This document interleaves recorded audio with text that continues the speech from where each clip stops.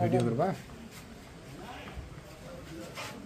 এখানে না, এগুলো হচ্ছে 10 টাকা করে মিষ্টি, 10 টাকা হচ্ছে 10 টাকা করে। আচ্ছা আচ্ছা, এখন হচ্ছে 1 কেজি মিষ্টির দাম হচ্ছে 280 টাকা, 280 টাকা, 250 টাকা। হ্যাঁ 1 কেজি মিষ্টি কয়টা ওঠে? 22টা।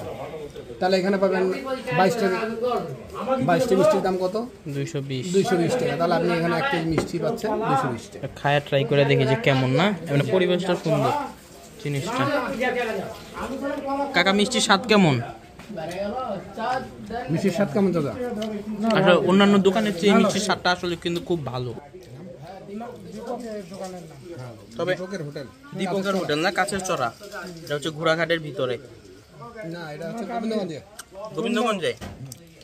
তবে মিষ্টিটার স্বাদটা অন্যান্য জায়গার স্বাদ, আর এই স্বাদটা কিন্তু ছানা ছানা একটা স্বাদ আছে। হ্যাঁ ছানা ছানা একটা। আর এটা মিষ্টিটা যদি টাটকা খেতে চান গরম গরম, তাহলে 12:30 থেকে 1টার মধ্যে আপনাকে আসতে হবে।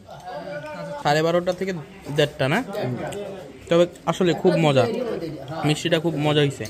অন্যান্য মিষ্টির চেয়ে ছানা ছানা একটা ফিল, যেটা এর আগে কোনো জায়গার মিষ্টিতে এই স্বাদটা নেই। ধন্যবাদ সবাই, লাইক কমেন্ট শেয়ার করবেন।